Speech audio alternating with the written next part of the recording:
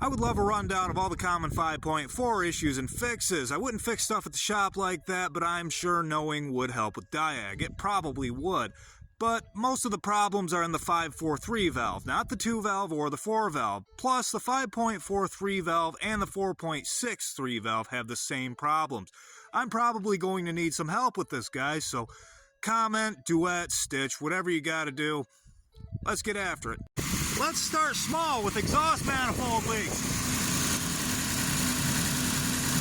I know, right? I implied that I was only going to talk about 3-valve problems and immediately start with something that all Ford V8s have a problem with.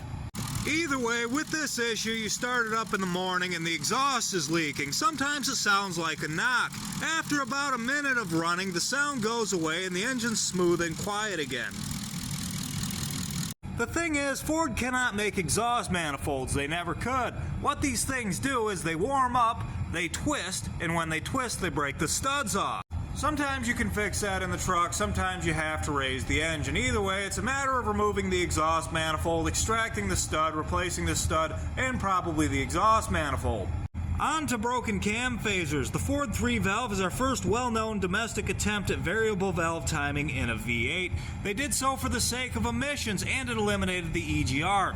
This is just mechanical timing operation, much like the timing advanced vacuum that was on the old distributors, only way more complicated.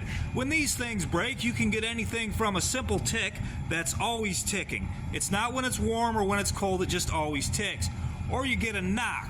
That's what happens when these springs start breaking or the phaser itself comes apart.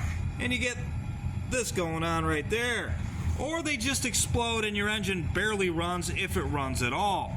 Over the course of its production, the 5.4 had a couple of design improvements to its cam phasers. The first one had this big fat spring right here. This one worked the best, but the spring would fatigue and break eventually. Then they moved on to this little skinny spring.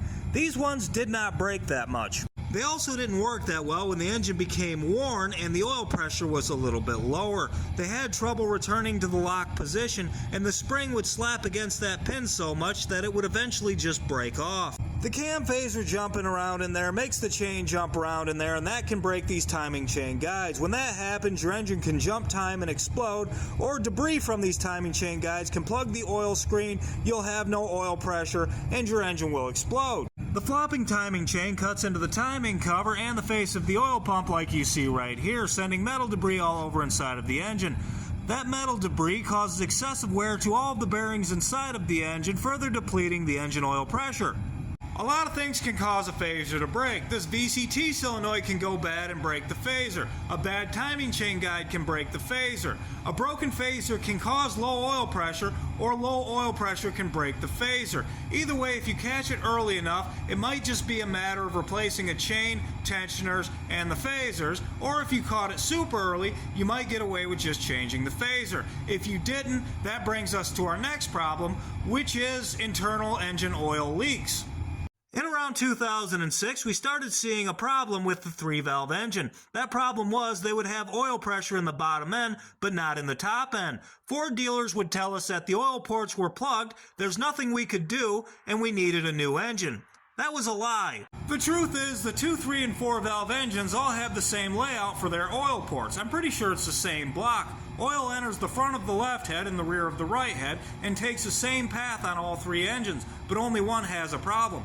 That problem is internal engine oil leaks. When these things left the factory, they didn't have the oil pressure they were designed to have. Ford says they have 30 psi hot, but it's more like 12. That's just bad quality control. I took one of these apart once that only had 5,000 miles on it and discovered that the cam bearings were cut 5 thousandths bigger than they were supposed to be for the camshaft. Not worn 5 thousandths too big, cut 5 thousandths too big. Somebody at a factory someplace was running a milling machine, made that part, measured that part, and was proud of it. They sent it on the way, and quality control looked at it and agreed with them. Then it went on somebody's truck who bought that truck, and it only ran for about a year. There are a lot of places inside of a 3-valve you can find leaks, from the timing chain tensioners to the rotating assembly itself. The problem is, once you get a leak, you soon have all of the leaks, because the low oil pressure the leak causes wears everything else excessively. When you have an internal leak, the engine will run good. It'll even idle hot just fine, but the second it requests those phasers to do anything at all, it starts misfiring, trying to stall out, and just plain acting a fool. That's because the VCT system's a hydraulic system that uses the oil pressure, and hot oil pressure is much lower than cold oil pressure. Either way, the only real repair is to fix the leak. If the leak's not too bad, you can add a high volume oil pump and give it more oil than it can leak out, compensating for the leak in the system. But the only real repair is to find and fix the leak.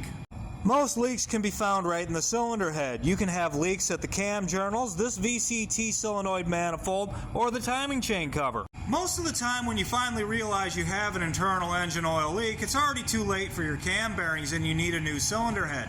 That's because Ford does not have a gauge. They have an idiot light in the shape of a gauge on the dash, but it is not a gauge. If it has 5 psi of oil pressure or more, the gauge sits at 1 notch below 3/4. It does not move from there unless you have 0 oil pressure, and then it drops to 0.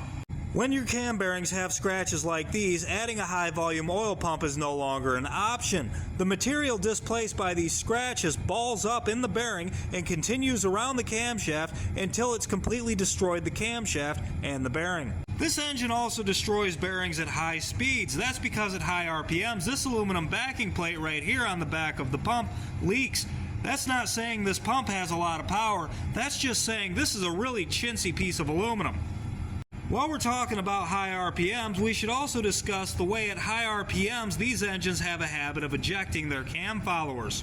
Because the 3-valve has 2 intake valves, if it ejects just one of the intake cam followers, the engine will run just fine at an idle or even at low speeds, but misfire at higher RPMs, mimicking a bad coil. This can be frustrating and hard to diagnose. Of course, if you have my luck, the follower will land on top of the spring and knock the keepers out, and then you'll know exactly what's wrong with it. One thing I found out, the 3-valve was developed using 530 engine oil, but in the US and Canada we run 520. It would be interesting to hear if people in Australia have the same problems that we do here in the States. That's about as much as I want to say on the issue. I'm hoping somebody else will pick it up from here.